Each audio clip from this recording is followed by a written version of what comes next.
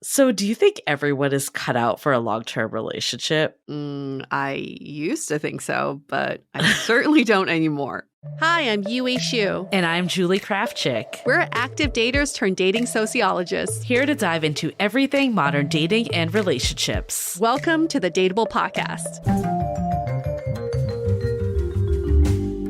Before we get into this episode, a quick word from our sponsors that make it possible. Did you know that the cause of health issues with so many dogs is their food? That was so astounding for me to find out because I tend to think my dog Mojo eats pretty well until I really researched the ingredients. And actress Katherine Heigl, who's helped save over 16,000 dogs through her foundation, says she's seeing more health issues with dogs than ever before. So she decided to create something she could actually feel good about feeding her dogs. It's called Superfood Complete. Superfood Complete is made with over 30 of the healthiest ingredients on the planet, including several superfoods vital to your dog's health. I actually love giving Mojo this as a topper. It's like an extra treat for him. And I feel good that there are no fillers and it's air dried, so it retains more nutrients. Dogs across America are trying this food and experiencing amazing health benefits, and so can your fur baby. Go to Badlands Ranch/Dateable and order right now to get up to 50% off your regular price order with a 90-day money-back guarantee. If you want your dog to experience all these incredible things, go to BADLANDS ranch.com/DATEABLE today.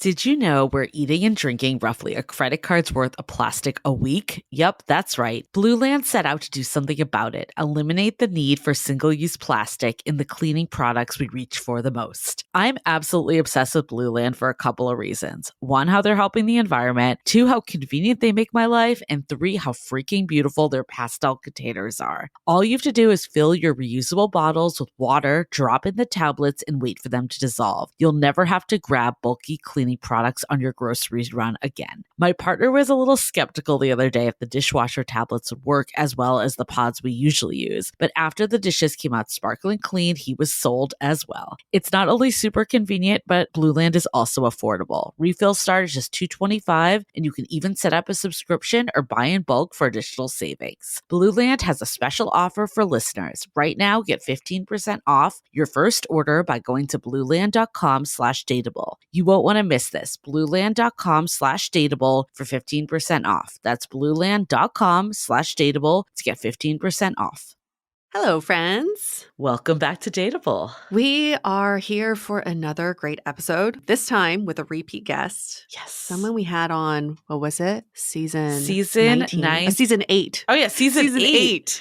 Episode 19. Wow. Season 8. We're on 18. It's like a lifetime ago. I know. I was like, season 19. No, we're not even there. He's from the future. Yet. He's in the future. Season 8, episode 19. Mr. Ryan Van Duzer, a dear old friend of mine. We met through mutual friends in Beijing, actually. We're both traveling in Beijing. And it turned out we had a lot of mutual friends, even beyond this one mutual friend. And we stayed in contact. And I was living in New York at the time. He came and visited New York because his brother also lived in New York. So we just had this really fun group. And his best friend, one of his best friends, ended up marrying one of my good friends from New York. I set them up. I'm so really proud of it. They're married with 3 kids now. So just saying, it worked out really well. You're a Cupid.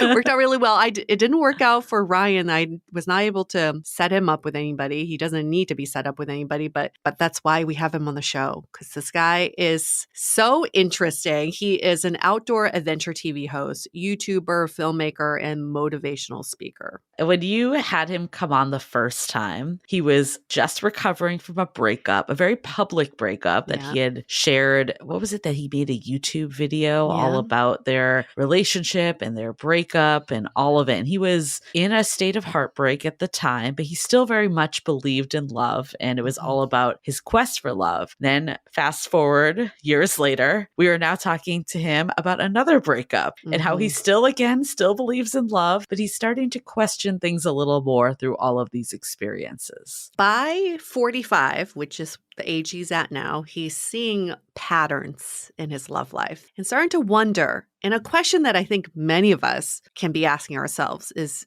everyone cut out for long-term relationships? Is that for everyone? It right? is a really good question because, I think like a lot of times we're programmed to believe like we need a date for love, for a relationship that ends up being for the long haul, whether that's marriage or just a partnership that lasts years and years and years. And it's almost like, oh, they're just like a bachelor or they're a player if they're looking for short term relationships. And Mhm. for women, it's like unheard of, even though like people very much could enjoy short term relationships. Ultimately, what we want people to get out of this episode is to think about if you want a relationship, how do you Mhm. want to operate? And then also, like, what do you have capacity for at whatever stage you are in your life? And be okay with whatever you have capacity for. Don't feel like you have to be cut out for long-term relationships because many other people are. It's honoring where you are in the current stage in life. And I had this conversation with my aunt. She's here from China for the first time, her first time in the US.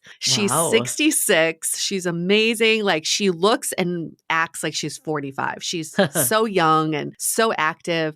And we lost my uncle 5 years ago to really aggressive cancer. So she saw her husband really fade away in the course of a Yeah. month and a half. And it was probably the most devastating time of her life.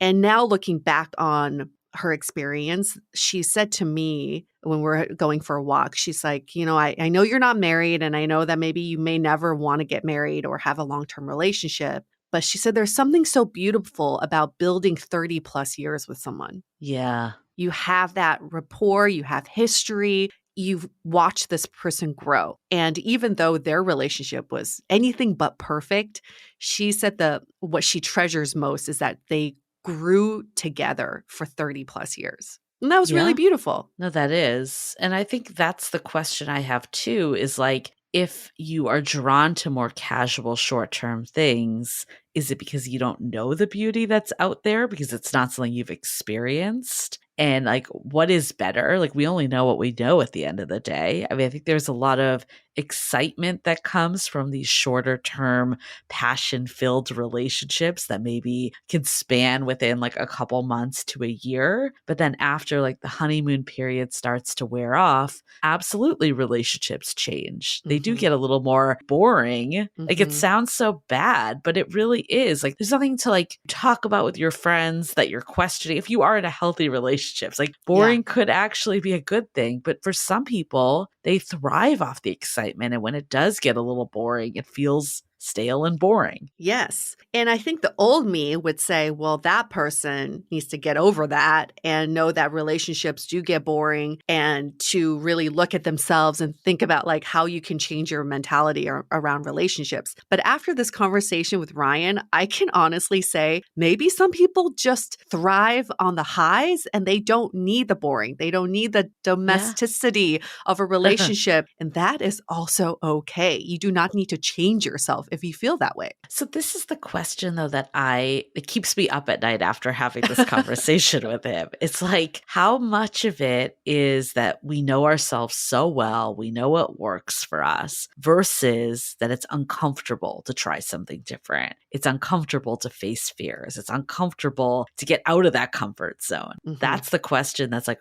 overarching for me. And I would love for everyone to remember that question as we go into this episode, because it is a question I am so conflicted about. I grapple Yeah. with this all the time. What do you have capacity for? And is it because you are not pushing yourself in that direction, or this is truly authentically who you are right now? Right. It's a hard question. I think it comes down to like what is ultimately in your heart too. Like if Yeah. you know you really want to have a relationship that lasts 30 years and you want to have kids and a family, then when you're in those hard times, you can at least point back to that. Yeah. But if you're like, "Ooh, I think I want that stuff because that's what I've been told I should do," then maybe your heart really isn't in it and it makes it harder to like have that capacity. Yeah, it's really interesting to think about. I think about my ex. I Yeah. was the longest relationship he ever had. We were together for 5 years. Even though he was married before, that marriage only lasted a year. So when we reached the 4 year mark, I remember him making this comment. He said, "So I guess this is it." And I was like, "What is it?" And he's like, "This is what a long term relationship Mm, is." Because he had never passed that mark. yeah. Everything had been under 2 years before me. Even though with the previous wife, he felt like he was ready for forever. In my relationship, I think it proved that he didn't understand what a long-term relationship could mean and what Yeah. it would feel like. Well, for him, he wanted to just go out and party still. Like he wasn't fully there. But this is the question. I don't mean this in a bad way to your relationship, but it's the question we had for Ryan too. It's like, how much of it is wrong person versus like your own shit? Like Yes. and I don't know, we'll never know the answer to this, but like, would a relationship with someone else give him something that he was looking for deep down? Or is he just not cut out for what a long-term relationship means? Exactly. And maybe you go through phases. I think that's what happens. Sometimes you're like, I'm not ready, and sometimes you are. But what is the scariest is when you are in a long-term relationship and you go through the phase of not wanting to be in one. Yeah.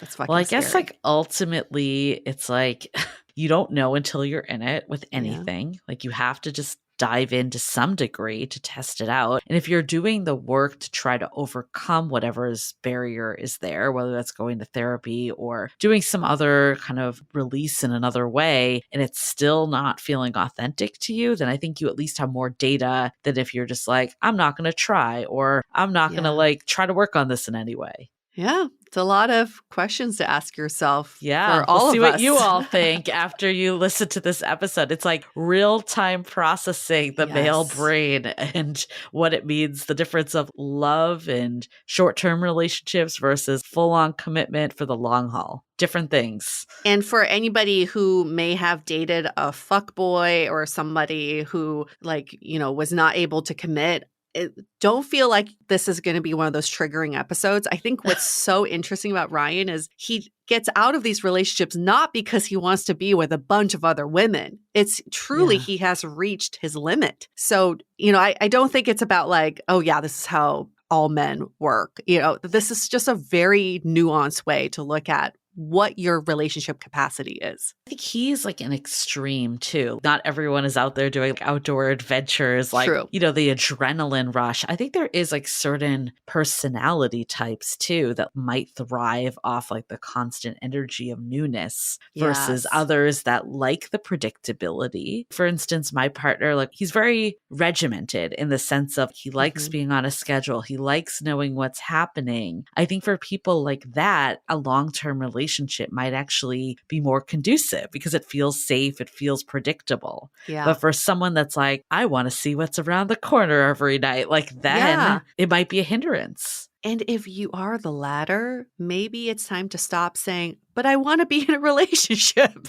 If you thrive off of the initial 3 months and the falling in love period, but then that you're done after that, then stop trapping people into long-term relationships because you're not cut out for that. But then is the solution just to say like, I'm not cut out for relationships? Like, I don't know if that's it either. I think so. Like, I think you people, think so? Yeah, I feel like people should come with a warning label. I know he did. That. Yes, he does that, which I appreciate. But as we all know, women will see that warning label as a suggestion. And, I can change him. I can change. I can. I'm the different one, and this is going to be different with us. So you can take that at whatever meaning that you want it to be. But I think we owe it to other people. If you know yourself well enough, we owe it to other people to tell them about what our limits are. Yeah. I mean, I look back at a lot of my exes, and at the time I had this narrative like I'm not good enough for them to commit to. And I look back and they're all still single. Exactly. It's so not about you. Maybe they just don't have the capacity, and that's right. I was barking up the wrong tree. Maybe that's all it was. You definitely were. That tree was not going to grow branches. I was like, what does that say that literally none of my exes are settled down? They're all super single. And it says nothing about you personally. It says a lot about me, about who I chose, but that's true. Another story. Yes. That's true. Yeah. Well, we can save that for our one-on-one That's Q&A. another we can dive into that. That's a therapy session that we won't subject you all to. We can talk about the savior complex another time. But for this one, one. We'll cap it at, we know we have the capacity. We have one therapy session at a time. We're on Ryan's today. We're at the capacity for Ryan Van Ryan's like, Duzer. am I in therapy right now? He does say that. He does ask that. He knows every time he comes back on the show, it's going to be a therapy session. He loves it. Who doesn't? No, we love Ryan. We're really glad he opened up the way he did. And, he leaves everything on good terms with all of his exes too, despite, maybe breaking their hearts in a way. Like it's a skill. It's a admirable. Skill It's very admirable. Okay. Well, we're going to get into it in much more depth with Ryan. But before we do, some quick announcements at Dateable Podcast. That's where we are on the interwebs. You can find us Instagram, but also YouTube, TikTok. We're everywhere. Come support us. It means a lot. And we also like talking to you. So feel free to shoot us a DM. Also, we have something very exciting in the pipeline that we will be announcing in a couple weeks. So we hear all of you. We've been listening to some of the challenges that you all have in your dating life. And we're really excited about this one because we think it'll be some instant benefits, especially as we get into spring. Yes. We say it's exciting and we always say we have an exciting announcement, but this one is truly, truly exciting because we hear you all loud and clear. Yes. We'll be revealing in the upcoming weeks. You can go to our website and get on our mailing list so you're first to know. Yes. Okay. Well, before we get into it, let's hear a message from our sponsors. Spring is in the air, and you know what adds an extra spring to my step? Our partners at Via Hemp. Need to chill out after a long day? There's a Via gummy for that. Dealing with anxiety or stress? There's a gummy for that too. Want to set the mood in the bedroom? There's a gummy for that called High Love. Via also carries a wide array of other gummies with and without THC, ranging from 0 to 100 milligrams. I've been struggling to stay focused lately, so I was excited to try out their Flow State gummies. These felt like a good bet to me too, because they were non-psychoactive and THC free. But they definitely delivered, boosting my daily energy and focus. So whether you're a 2 milligram or a 50 milligram user, you can shop through their website for any strength and effects. So head to Via Hemp and use the code DATEABLE to receive 15% off and one free sample of their award-winning gummies. 21 plus. That's VIIA hemp.com and use the code DATEABLE at checkout. Please support our show and tell them that we sent you. Take your passion and pleasure to a whole new level with High Love from Via Hemp. Confession. I have a secret about how I've been able to update my wardrobe with only high quality but affordable pieces these last few years. And now I have to let the secret out because they're sponsoring this episode. It's called Quince. Yeah, if you know, you know. Quince has premium European linen dresses, gorgeous washable silk tops, luxurious cashmere, and the best part, they're priced at 50 to 80% less than similar brands because they partner directly with top factories. So no more middleman, and that's why it costs less to you. I know Julie got herself some nice cashmere pieces, and at only $50 a sweater, come on. And I recently ventured into home goods. I got myself some premium cotton percale sheets, ultra cooling, and just feels like a 5-star hotel every night. And it's so perfect for the upcoming hot months. So get warm weather ready with Quince. Go to quince.com/dateable for free shipping on your order and 365-day returns. That's QUINCE.com/dateable to get free shipping and 365-day returns. Quince.com/DATEABLE. Okay, let's hear it from Ryan Van Duzer.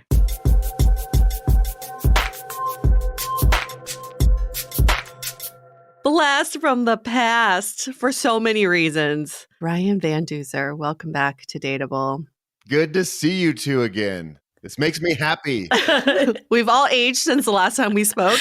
Not me. What do you mean? Speak for yourself, Yue. Yeah, that's true. You all age backwards. Apparently, Asians age backwards until we hit 40, and then we start aging forwards. That's how it works. But the last time we had you on the show was June of 2019. Wow. Way before this little thing called COVID happened. Life has changed. Yeah. So much. You are now in a new house Yep. that I just found out about, a big boy house in Boulder. But you are now 45 years old. So I have to give all the stats. You're pretty single and you've been taking a dating sabbatical. And last time we spoke to you in 2019 on an episode called Quest for Love, You were just talking about how you had gotten over some really profound heartbreaks and you still believed in love. Yes. And I still do. You still Good. do? Yay. Okay. Yay. Okay. That was going to be our big question because we know that you also went through another heartbreak in August. And the question for you is, do you still believe in love? But before we get into why you still believe in love, can you take us back to what happened in this last relationship? My last relationship was with a wonderful human. I am still friends with her, and I'm very grateful for that. She is a larger than life personality. I met her through the running world. She's kind of a big deal in the ultra running world. And I always knew of her. And she was this super fit babe. And I would see her social media posts and I'd be like, wow, she's really cool, but she's obviously way too cool for me. So how did you guys meet then? Yeah, it's kind of an exciting story. I signed up for what's called the Leadville 100. It's a 100-mile running race outside of Wow. Leadville, Colorado, which is the highest town in America. So we're talking over 10,000 feet of elevation. Mm. So I was very excited to finally get into this race. It's a hard race to get into. And I tweeted something like, hey, I just got into Leadville. I'm so excited. And she responded saying, Ooh. hey, if you need any help, let me know. Oh. And I was like, what? Damn. Amelia Boone, super babe of the ultra running world, wants to help me. And then I wrote her a DM saying, hey, are you serious? I would love a pacer. So in these long races, you have pacers that come later on in the race when you're falling apart and pooping all over yourself and you need somebody to help you through the dark times. And she's like, I would love to help pace you at mile 60 of Leadville. Wow. And I was like, wow, this is cool. Wow. But at the time, I didn't really think it would lead to anything. I just thought it was cool. Fast forward a few months to the race. The first time we ever really met in real life was at mile 60 of Leadville. What? Wow. I had been running up and down mountains. I was exhausted, but I had the butterflies in my stomach. It was almost like a first date because I knew when I got to this aid station at mile 60, she would be waiting for me and she was going to accompany me for the next 15 miles. That's epic. Yeah, it's pretty cool, right? So let me just get this straight. You've been watching her on like social media. She clearly has also been watching you. Like, is that kind of the gist of it? I guess so. And you never think that somebody also watches you who's kind of a big deal. Yeah. So I was like, well, she's not going to know who I am, whatever. But before you met her in real life, you two had been chatting. A little bit, but not a lot. Oh. It wasn't very flirty. It wasn't. Oh. Yeah, it really wasn't what you think it might be. So when I first met her, it was like a first date at mile 60 while I'm falling apart and exhausted. And she ran with me through the night and helped me. When you pay somebody, they just kind of make sure that you're doing okay. And they help you make sure that you have all the nutrition that you need and that you're eating right. And that, so when she hands you off to the next person, you're ready to finish the race. Because it's 100 miles. She had me from about mile 60 to mile 75-ish. So was it love at first sight, like delusional sight? It was excitement for sure. And, I started talking to her like it was a first date almost because I was like getting to know each other. Wow. And it was really a fascinating experience. You're able to speak? Yeah, I was going to say, I'm not sure how many of our listeners are down to date at 60 miles in. Yeah. Well, it's a good way to get to know somebody. Well, in a funny way. You really see somebody at their worst right away. That's true. Not that I was cranky or, anything like that, but you're hurting pretty bad at that time and you're really vulnerable and you're very tender at those miles in a long race. So was this something that she did for a lot of people, like come out and pace them? Okay. That's a very good question. So she loves being part of the ultra running world and helping people, lots of times strangers. So just because she reached out and said she'd help me didn't really mean that she was interested in me. Okay. It wasn't until she saw me at mile 60, falling apart and crying that she's like, oh, this guy's the one for sure. You really love meeting women when you're falling apart. Remember that reality show you were on? Oh, that's right. It was like a survival series where basically Ryan was crying the whole time because he was hungry and cold. And he also met a woman on that show. This is your pattern. When you were falling apart. Yeah, this is your idea of vulnerability. So you meet her at mile 60. She paces you for 15 miles. What happens during this time? And then I go on and finish the race. I finish at like 4 in the morning. I'm exhausted, but I'm also excited. I've just run 100 miles. And I text her saying, hey, thanks for all the help. Usually when you have a pacer, the runner will give you a gift or something because it's a big ask to ask somebody to drive all the way up to Leadville or some other race far away and spend that much time with you. So I was like, hey, I'd love to buy you dinner or something sometime. And that's kind of what started more of the flirty back and forth. And slowly, because I am not very smooth when it comes to this stuff with women. It took many, many months, but we finally did get together and it was pretty exciting. So those months, was she also in Colorado or was she living somewhere else? Yes. So I live in Boulder. She lives in Golden, which is just like 30 minutes away. Okay. Yeah. So describe those months. Like, how did things progress into more? Well, it took a while. So I did the race and then she said, yeah, we can get together sometime. And it took months to happen. And she reached out once and I couldn't hang out.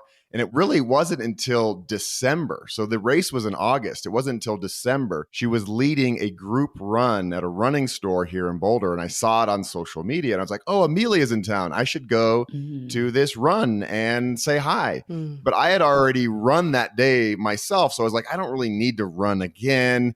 And then I was out to dinner with my mom and I was telling her about this. She's like, you should go. You should totally go. Because my mom's obviously a mom and she wants me to be happy and meet wonderful humans. So my mom kind of pushed me to go to this group run and I see her there and I ran with her and chatted, but she's supposed to be, talking to the whole group. She doesn't want to give me all her time. So she's fluttering around. Right. And then she texted me after the event and said, let's go for a bike ride. Because she knew obviously bikes are really the way to my heart. I love riding my bike. And then the next week we rode bikes together. She came to Boulder and we rode up to this really cute mountain town outside of Boulder called Gold Hill. And that was like our first real date. And we got to, we got to suffer together up a mountain. And now I was in my element because I was riding bikes and she's on a bike, which is not really her thing.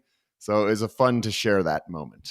And during this time, you and I, we weren't chatting, but I heard about this relationship through mutual friends. And it was definitely, it sounded very epic. And you two seem like the perfect fit in the world of struggling sports. Then what happened? So after our Gold Hill ride, and that was where it really clicked for both of us. Like, oh yeah, we like each other. We all know that feeling where you're just like, woohoo, Because sometimes you like somebody, but you don't know if they like you back. Yeah. And that's an interesting world to live in. But I knew that she liked me. She kind of made it clear in a way. And so after Gold Hill, we hung out a few more times. And then our first kiss was on New Year's Eve, 2021, going into 2022. Okay, so obviously the story is sad because we know it ends in heartbreak. So 2021, you said, was your first kiss? Yeah. How long did the relationship last before ultimately ending? Pretty long for me. We broke up in August 2023. So a year and a half-ish, a little longer maybe. Milestones that you hit during that relationship? Did you move in together? We never moved in together. We were thinking about it. Didn't happen. She lived in Golden. I live here. She has a pretty strict corporate lawyer job. We could have made it happen if we really wanted to. No living together, but she's and still is a very important person in my life. I would say it's the most mature relationship I ever had. We were very open and honest, and I credit her with a lot of this. She is an excellent communicator. She's been through a lot of stuff in her own life, a lot of trauma. So she knows how to navigate tough situations. And so we never really fought, I would say, we never raised our voices at each other, which was really a beautiful thing. At this time, I was 43, 44 years old. I had been through many relationships. I feel like I had learned a lot and I was finally getting to use some of the wisdom that I had attained over the years. Right. And we had a really nice relationship. And also, which was a bonus, is we got to do things together. Because a lot of times I date people who don't match up in the athletic world at all. Yeah. Amelia is a much better athlete than me. She's faster than me at running. She's tough as nails. She's a world champion obstacle course racer. So we could go running together. We could go biking together, which was a really fun thing to share. Obviously, like the lifestyle, that sounds all there. Was there anything else like that was different or similar from past relationships? Maybe like more in your emotional connection too. Yeah, I used to drink alcohol back in the day, and a lot of connection I had with girls was through going out and partying and going to bars and being silly. Mm, I don't drink alcohol anymore. She barely does. So we had a lot of good, grounded time together Mm, where we didn't have the outside influences of alcohol. that's huge. So that was really neat. right. That makes a huge difference, especially when you're doing such extreme sports too. Absolutely. And I assume like I love yous and all that was exchanged. Yeah, absolutely. Oh, I'll never forget the first day I told her I loved her. It's such an exciting and scary thing to say to somebody, right? Yeah. Hmm. And you don't know if they're going to say it back to you, if they feel the same way. But it was pretty hot and heavy from the very beginning. I don't really date all that many people, or I haven't had that many girlfriends. Like I'm very picky. And so when I finally do find somebody extra special like Amelia was, it goes pretty quickly because I am all in. If I am into you and if I admire you and I am attracted to you, like it's full blast. I go turbo speed. And then she did as well. And so we said I love yous pretty quickly. Hmm. And it was exciting, of course, because she said it right back and woohoo. Oh. What's quickly? Like a day later? Just kidding. Yeah, a day later. No, it was like a few months into our relationship, Okay. which is, I would think, somewhat quick.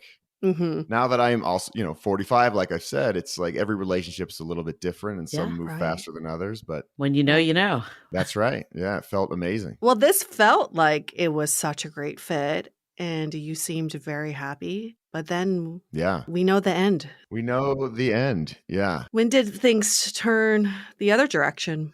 I would say about a year into the relationship. And, we started going to therapy, looking for outside help because I've had this pattern throughout my other relationships where I fall hard and heavy pretty quickly. Mhm. And Yeah. I'm sure that she is the one, and we're going to get married and we're going to spend the rest of our lives together. And then for one reason or another, I start pulling away. Mm. And Mm. so I've talked to therapists throughout the years about this pattern where I'm all in and then all of a sudden I'm not. And I pull away and I essentially Mhm. drive the relationship into the ground, which is an unfortunate thing. So this time around, I was like, Amelia is so special. I don't want to lose her. We're going to do therapy. We're going to fix this. I'm going to get over this. I'm going to finally break my pattern. I couldn't do it. Like there were some other things that kept pushing me away. And I just knew deep down, I've always been a person who listens to their heart. Mm. And my heart has always guided me in the right direction. And my heart was really saying no. And that was a serious battle I had with my heart. I'm like, wait, come on. No, this is it. Like Yeah. she's the one. Like, why am I feeling this way? And I couldn't get past it. Mhm. Was there anything you uncovered about yourself that kind of shed light into why you think this might be happening? Or was this truly just not the right person? I have battled with this after so many relationships. Like, what is the deal? Yeah. And I don't truly know what it is.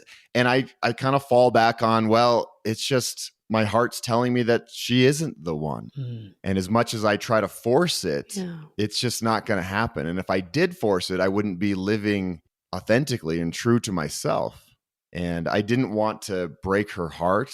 I knew how in love she was. Mm. And it was a very, very difficult breakup. I mean, it's no fun to crush somebody. Was there a turning point? Can you pinpoint something? Not really a turning point. There wasn't like one moment or some dramatic blow up or anything. Yeah. It was just a feeling I started to have where I was like, I don't know if I see myself living with this person for the rest of my life. Mm. And there was just something that pulled me away. Without the idea of marriage or thinking about forever, would that affect your decision? Yeah, I don't know. It might, where you don't have the pressure of being like, this is forever. Because I guess that's what scares me Mm. a bit is the forever. My life in general is very open and I have lots of freedom. I can do what I want whenever I want. I'm a freelance YouTuber now, was a filmmaker. I want to be able to have the freedom to get a phone call for a job and leave tomorrow and not have to answer to anybody. It sounds selfish, and it is. I want to be able to do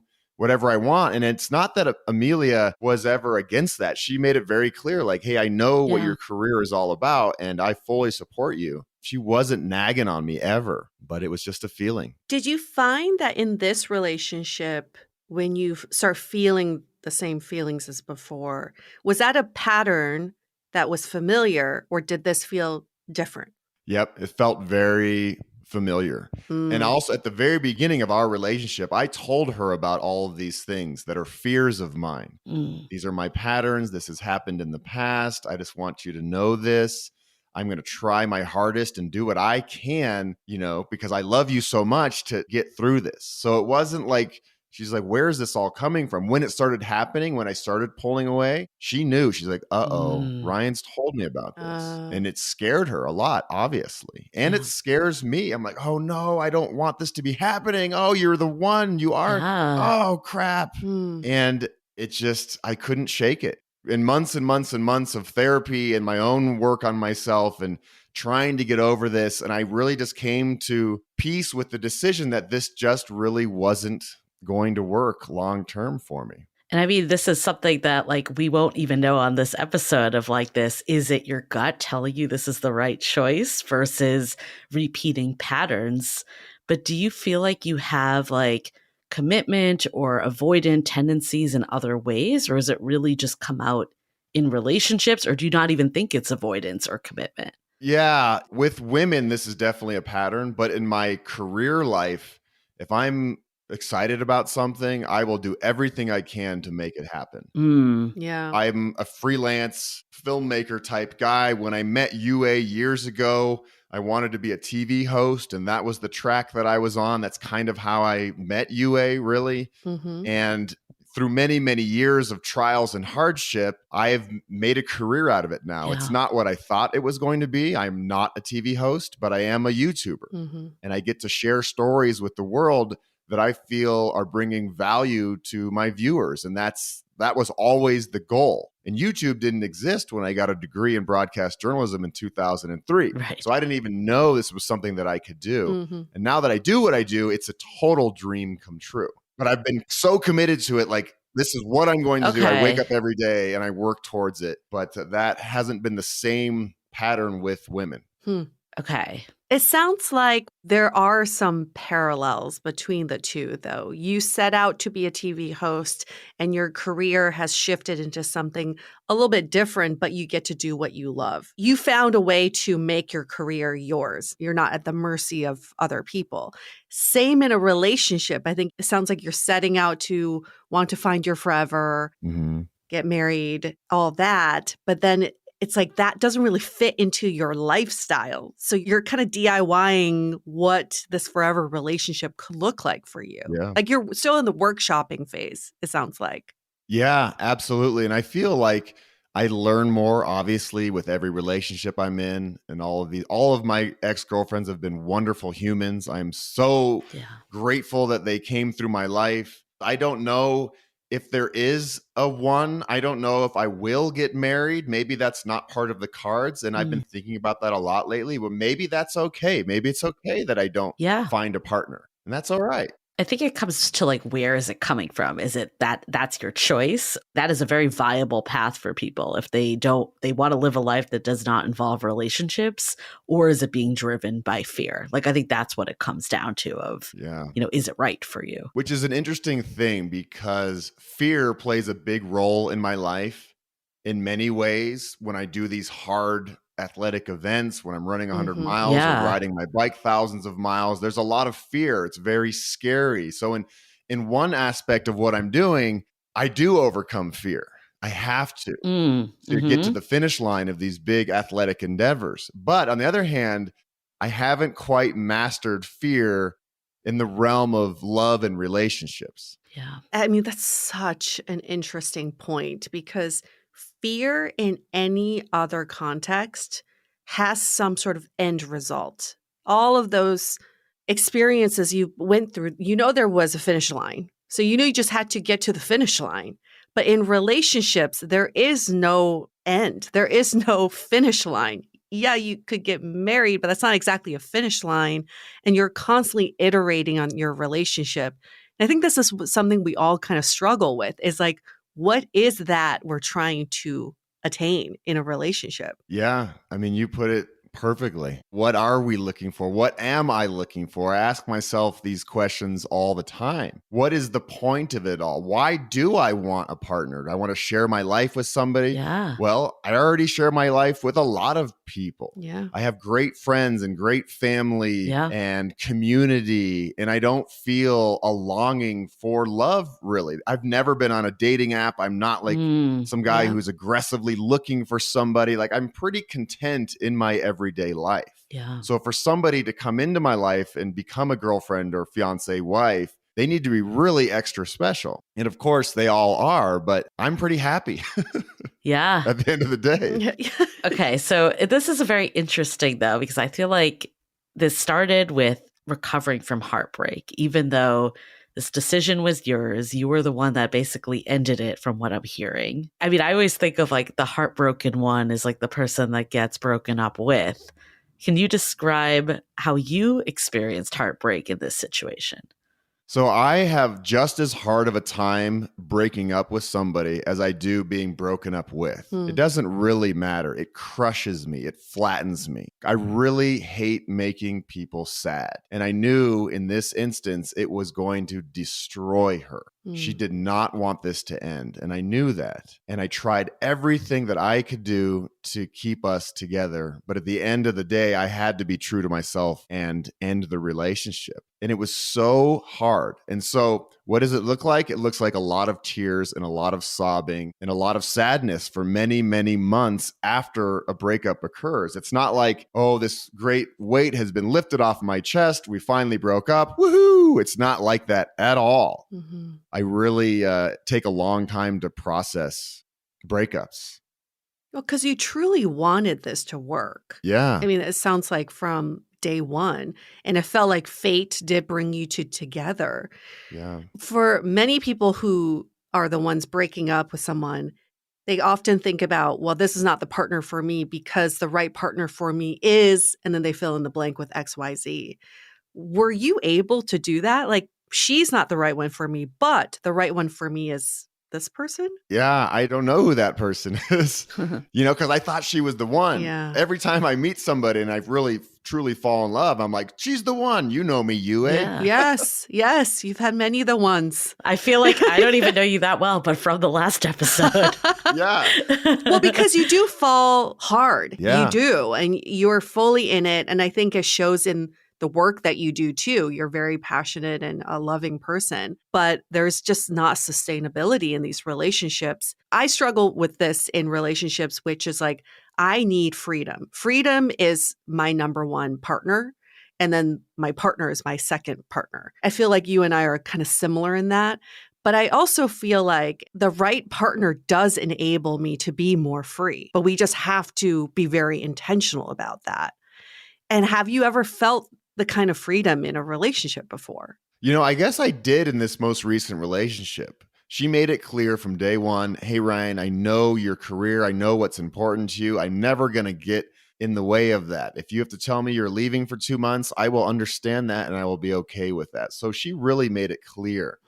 And not only did she give me that permission, but since she's such an awesome athlete, I could do some of these adventures that I usually do alone with her. Yeah. So we got to share these experiences together. So in a way, she was the perfect one. And this is why I was like, okay, finally, all the stars have aligned and I met my person who's an amazing human, even, take away all the athletic achievements. She's an amazing human, a great heart. She's beautiful. She's kind and caring and open and communicative. And you're probably thinking, dude, go get her back.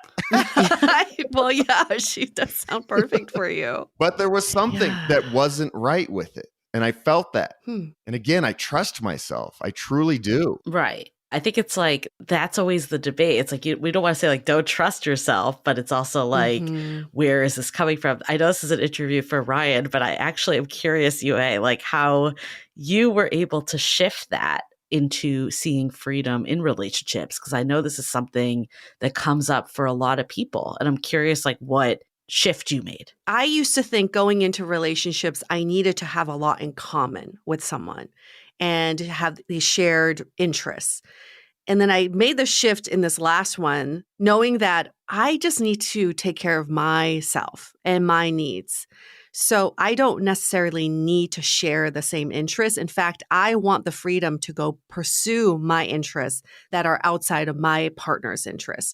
And I think that's actually allowed me more freedom to Mm, explore and express myself, which is probably a little counterintuitive. It does make sense to want to share a lot of these activities with your partner, but I'm like at the point where I don't really need to or want to do that. And that's where I find my freedom is the alone time. interesting. Every relationship is different. You walk away from one relationship thinking, Yeah. well, I could have really used more of this. So I'm going to look for that in my next one. And then your next one, you get more of that. But then you're like, well, I could also use a little bit more of that.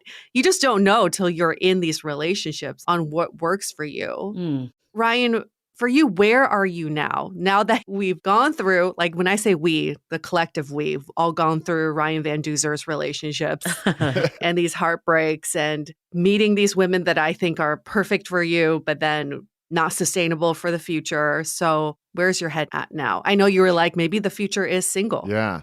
It's been enough time since the breakup that I feel better now. After a breakup where you just kind of like this low level sadness for quite a long time. Hmm. And it's hard to be present in any situation. It's hard to go to parties and be happy and celebrate because I'm not in the celebrating mood when I'm sad and I'm Yeah. working through a heartbreak because it really was heartbreak. Yeah. So it's been enough time now that I feel pretty good and grounded. And I feel like I'm becoming more me again. I'm not sad Ryan anymore. So where am I now? I don't know exactly. I'm not looking for love. I'm open to it. I'm always open to magic, of course. I live my life Hmm. in a little realm of magical realism in a way where I want magic to happen. I want to meet somebody, or even just Yeah. on my adventures when I'm out and I see a beautiful sunrise or sunset, or I meet somebody amazing on the trail and I call it trail magic. And I have this intense experience with somebody for 5 minutes in the middle of nowhere, Montana. And then I go on my way and I never see them again. Like, I love magic. So I'm open to it, but I'm not like actively searching. Thoughts on marriage? I'm open to it for sure. But I don't have this underlying feeling that I need to get married to be a whole person. Hmm. Of course, society tells us so many things that you need to get married, you need to have kids, and all this blah, blah, blah, blah, blah. But there's a lot of ways to do life. Hmm. When you're younger, I think you're like, well, I have to get married because my parents were married and they had kids, and all the successful people I know are married and have kids, like the Obamas and whoever else we look up to, right? Right. Is that a shift from this relationship, or were you already kind of there before this relationship even? I may have been there before this relationship, but then along came Amelia and I Yeah. went for it. I was like, wow, this is exciting. And I only live life once. I want to Hmm. investigate all of these opportunities that might be extra special. Yeah. And so that's why I threw myself at this opportunity with Amelia. Hmm. I know you mentioned like during the relationship, you were in therapy trying to get to the root of some of this stuff. Is that work you're still doing, or have you kind of just leaned into, I'm going to just trust how I'm feeling and trust my gut and not necessarily try to like, quote unquote, fix it? Yeah, throughout the years, I've gone to therapy on and off. Not a ton. I mean, I know some people that go every single week and spend tons of money doing this. And I do find that there is a lot of benefit in therapy. There's no doubt. The number one thing for me, I think therapy has done for me is help me communicate Hmm. with my partners in a way that's loving, because it's so easy to get mad or to get defensive. And I think that's how I used to react to things when things came up that pissed me off or threatened me or made me feel unsafe. And so now I feel like I'm a better communicator because of therapy, but it's not something that I do all the time. I really just work on myself. I have a lot of alone time in the woods on my adventures to Yeah. figure out life. And then what about just love in general? Like any new takes on love? So I live my life with a lot of love in general. I Mhm. love my life. I love my family. I love my friends. I love my job. Like I'm truly so fortunate to do something that I deep down love. I'm all about love, but I haven't found a partner in the traditional sense to love, in the sense of it's a long-term marriage or something like that. So I do feel like the love that I have in my heart, the love that I live with every day will come in handy someday when I do meet somebody else. And maybe the next somebody else will be the one and maybe they won't. And so I think now at this point in my life, Yeah. I don't come into a relationship thinking, okay, finally, now I'm going to be 47 years old. I have to make this one work because I'm old now and I don't have many more shots at this. I'm curious, like, your thoughts on gender here, because I think there are like Yeah. stereotypes out there that like men can be bachelors forever or just Mm, keep having relationships and Yep. women dry out. Not saying that that's true, but that's the stereotype that's out there. It's terrible, but that's what it is. yeah. What's your take on that? I think it's very unfortunate that our society puts that type of pressure on women. I have a lot of friends, Amelia included, that don't like feeling like they have to have a partner or a husband or children to be whatever you want to call it, a whole person. Hmm. There's a lot of people who choose not to have partners and choose not to have kids. Women choose not to have kids, and they get a lot of flack for it. And it's really unfortunate. But that's society kind of telling us throughout millennia that this is the way it's supposed to be. Even people look at me, they're like, wow, Ryan's 45. He's this really successful guy. Mm, There must be something wrong with him because Mm. he's 45 and single and can't seem to make it work. right. And another interesting point is a lot of my relationships are on my YouTube channel as well. Hmm. These girlfriends I meet are introduced through my channel, and I show my excitement with my viewers, and then they become emotionally involved Right. in these Yeah. women as well because they love them, because they love me, and they want to see it work. And then when it doesn't work, I get a lot of criticism. They're like, dude, Oh. what's your deal? This girl's perfect for you. Mm, Huh. So there's a lot of interesting pressure even there making my relationship so public. And a lot of people are like, well, yeah. maybe the next time you shouldn't make it public. But it's like, nope, that's my life. Like if I'm excited about something, I'm going to tell the story about it. I was going to ask you, do you have a drive to try something different? Like, I'm just thinking, like, you have a pattern of rushing into things and then it petering out. Is that something that you're like, oh, maybe next time I'll go a little slower at the beginning? Or are you like, nope, that's who I am. That's what I'm going to keep doing? Look at that You smile. see my head nodding. Nope. No, I mean, just like anything in life, I go for it full blast. If I'm training for a race, if I'm creating a new video or trying to accomplish a new challenge, like I go for it all the way. And that goes with relationships as well. And not just romantic relationships. So I do feel like the next time I meet somebody that's really extra special, it's going to be a very similar situation where I'm like, here we go. Let's see if this works, essentially, because that's what you do in life. You want to explore and experiment and see if it works.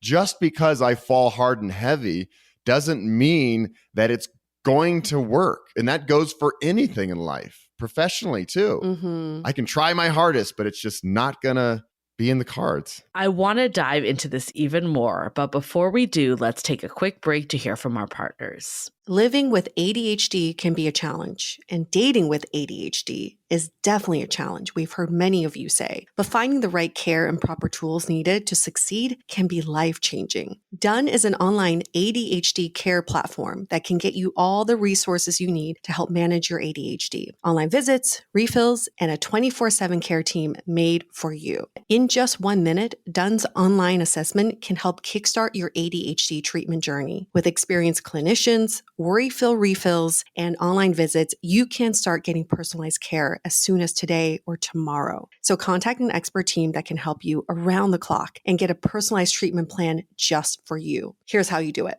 Take a free 1-minute assessment and book an appointment with a licensed ADHD clinician as soon as the next day. Get continuous care, one-click refills, insurance coverage, and 24/7 care team support with Done for just $79 a month, and pharmacy copays as low as $0. Visit get.donefirst.com/podcast to learn more. That's get.donefirst.com/podcast to learn more. Done. Turn ADHD into your strength. Hey, do you ever look at your closet and think you have nothing to wear? Or is it just me? It's not just me, right? This is why I can't believe I didn't discover Armoire clothing rentals earlier. With an Armoire membership, I can now build the perfect wardrobe with high-quality brands that I wouldn't normally think I could afford, such as Philip Lim, Monique Lhuillier, and Marni. Doesn't it just sound fancy?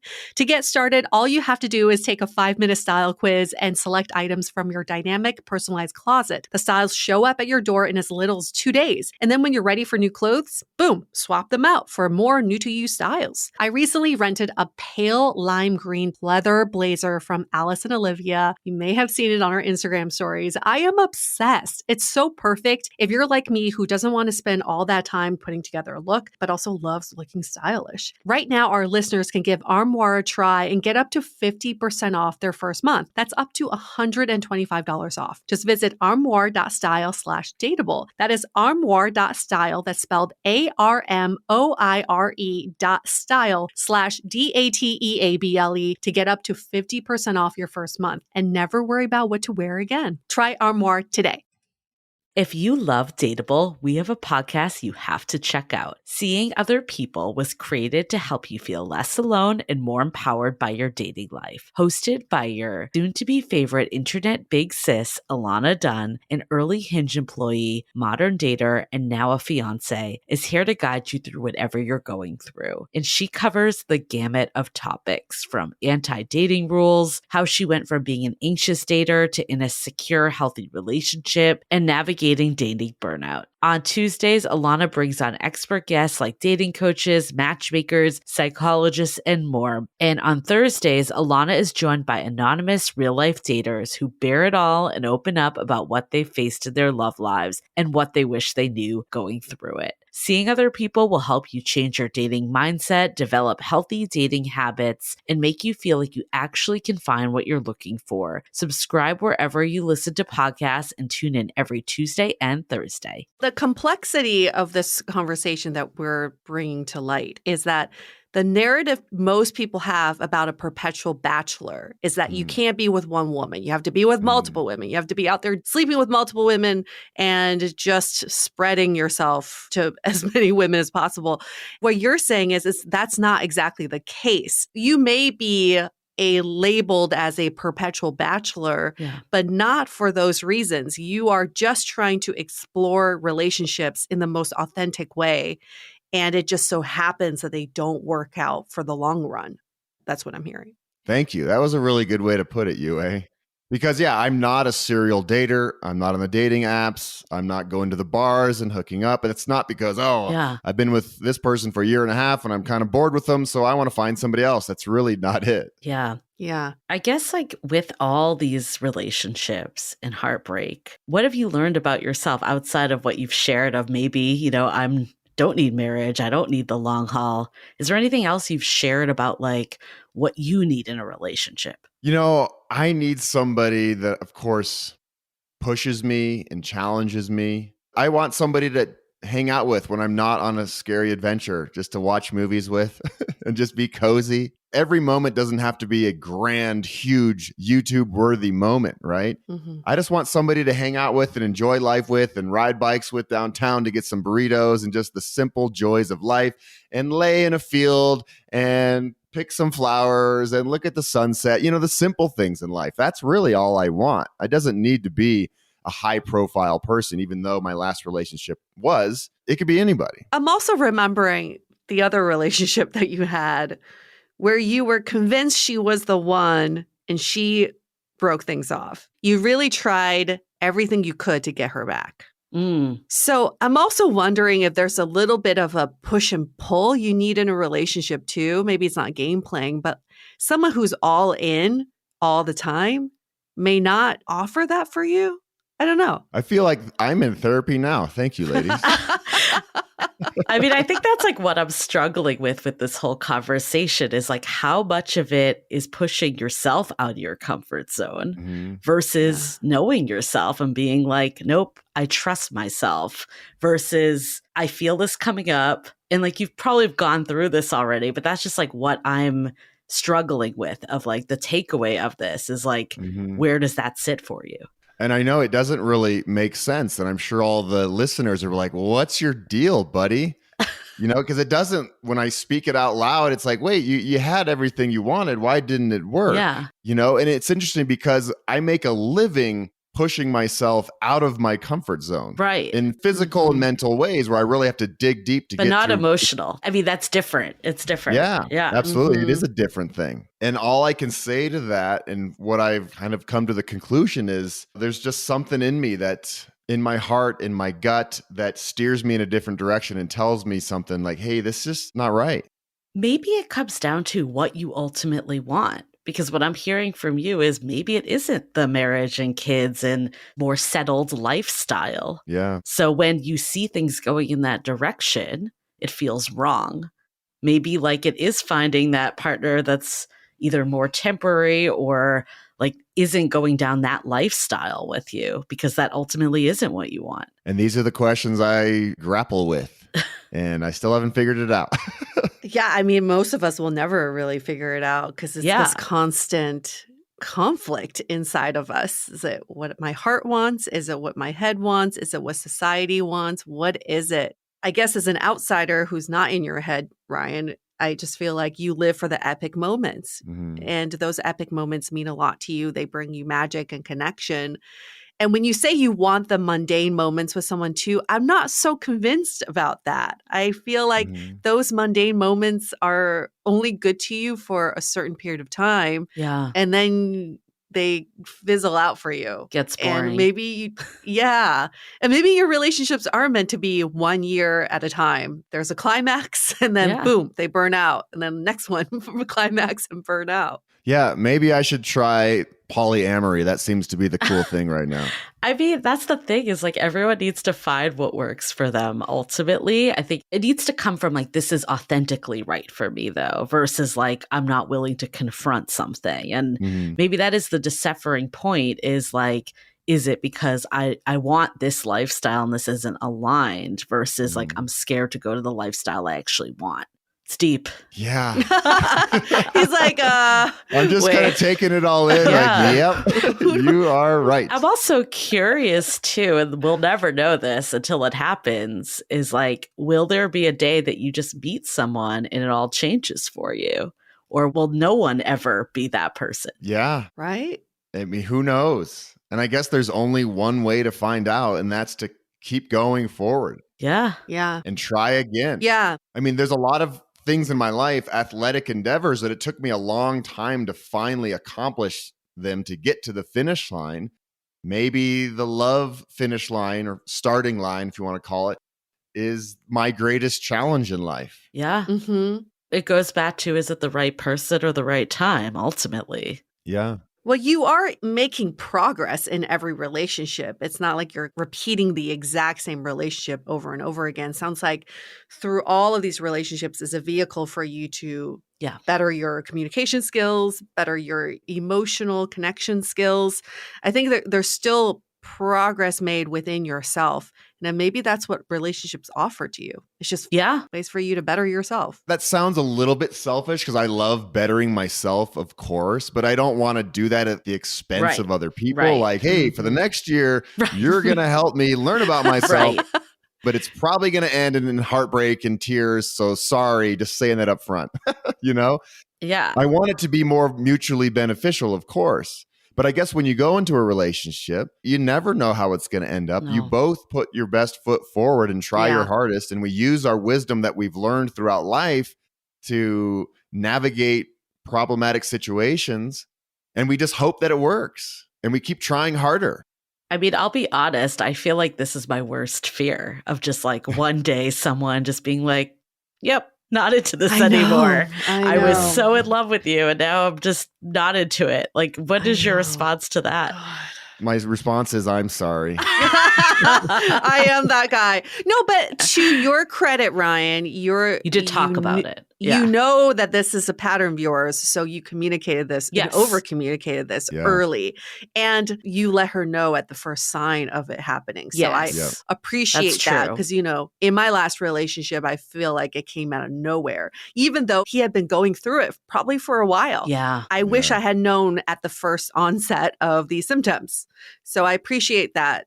You know, you're not blindsiding people. Yeah. And I do try to be as upfront as possible with every relationship that I'm in because I want to minimize the pain that may occur down the road. With Amelia, it was apparent. I started talking to her about it and I was like, hey, this is how I'm feeling.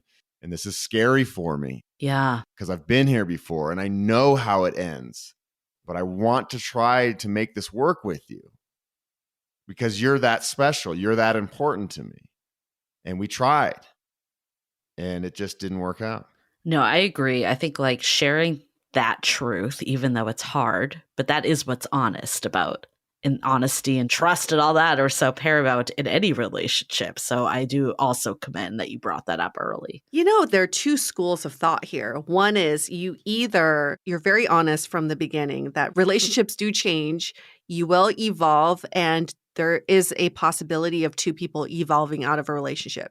The second school of thought is, yes, you admit that people do change, relationships do change, but if you make a commitment, you will commit to making it work, whatever that may take. And maybe that takes a few months of really not being in the relationship, but then still working through it to get back on the same path together. There's no right or wrong answer to any of this. I'm just talking out loud, but that's what I always struggle with. Is like, is a commitment enough to make a relationship work? I mean, I was having this conversation kind of on similar vein is like when you recognize something good, do you just go for it and just be like, yep, it might not be perfect. There might be some issues, but we'll work through them and just make our life work? Or do you hold out for this quote unquote, like perfect person to exist? Like, what is the balance with all of this stuff? And it definitely is a balance. And of course, there is no perfect person. I'm not perfect, but I'm not looking for perfect. Yeah. And I don't think any of us are who are truly mindful about life and how everything works. Nothing's perfect, but I want somebody that there's some magic with. There's something extra special. Like, you know, I have ended relationships. I've been broken up with. I haven't really had that many girlfriends compared to people my age who might have a couple girlfriends a year. Like, I'm fairly picky. So I really trust my gut and my heart when I meet somebody to actually go that extra step and be like, okay, I want to commit to this person. But I also trust when it doesn't feel right. And that is something that you do need to honor. Like, I think being able to recognize when it doesn't feel right, like even if it's on paper the best relationship ever, like you said, all these people are like, why did you end it? You guys were great together. We don't know what you're feeling deep inside. Like, we'll never know that. So I think it's being honest about it. I think the question to Yue's point is like, how long do you let that ride out versus like making the call? Yeah. And that's probably up to individuals. What advice would you give to someone who is in a similar boat as you, maybe experience one too many disappointments? We won't even call them heartbreaks. Disappointments. You thought someone was really it, and then it ended up not being it. And then you go through so many of those. What advice would you give to them? I would tell them, hey, we only live this one beautiful life. If you meet somebody who you think is special, if there's somewhat of a spark, I say go for it. Because some people do get jaded. They're like, oh, I'm never going to do this again. The pain is not worth the joy and the love. And they become a little closed off to the world and closed off to love. But I think the more love we allow into our hearts through everyday relationships, and especially through love relationships, I think you got to go for it. Yeah. And that's how I've always lived my life is you have to see. You don't want to live with any regrets. Like, give it a shot. Like, the worst that can happen is that you'll break up and it's not going to work, which does suck. There's no doubt. Right. But you will have had some beautiful time with this human. Yeah. And I look back on my relationships, and I've said this many times already in this podcast, I'm really grateful for all of these women and all the experiences we've had. and the things that we've learned together. And I'm still friends with all of my exes, very close friends. Well, that says a lot too. Yeah. Absolutely. Yeah, they're a part of my life. I mean, I have so many takeaways from this conversation. I think part of why I was like pushing so hard in certain areas too is to just try to understand more, because I think ultimately, you know, we need to do what's right for us. And it's hard to know, like, is it like listening to my gut? Is that what's right? Or should I be pushing myself in a different way to overcome my fears and do things differently? I mean, honestly, we'll never answer that question for anyone. Like, individuals need to. But I think getting clear of like what it is in life that you want and not feeling like you have to go a certain way, if that is truly what you want, then I think honoring that is important, because that's where maybe the disconnects happen. If you feel like you want to live this like untethered life, and then you start to feel the year and a half mark when things are getting a little more domesticated, maybe that really is anti to what you want. Mm-hmm. But I think I would encourage people to really think about what they ultimately want. And if it's that they do ultimately want to settle down and have a family and do all that, but they're just scared, I think that's different. That's something maybe you should push through a little more if it feels unfamiliar, but you want it deep down in your core, versus you don't really want that, or you're not sure if you want that, feeling like you have to fit into that. Well said. It's a journey for everyone, I guess. It definitely is a journey. Yeah. And it's a beautiful, hard, scary, heartbreaking journey. And there's no right or wrong. I think that's something we all, for women, for men, for whatever gender or sexuality you are, ultimately there is no right or wrong. Like, it's what works for you at the end of the day. Yeah. And I also want to honor the people that I'm with. I don't want it always to be, you know, what's right for me. Yeah. I want these relationships to obviously make an impact on my partners as well. And I hope that they're out there talking to friends about, hey, I had this boyfriend Ryan once, and he was really a good guy, and it didn't work out, but we had a lot of great times together, and we learned a lot together, and we saw a lot of the world together. So I want my girlfriends, ex-girlfriends, to also feel good about what we're doing together. Yeah. It's like defining success in a relationship. My big takeaway is there's no finish line to love. We can work as hard as we want in our careers and hit those milestones, but I just don't think there's a finish line to dating and relationships. We're constantly living life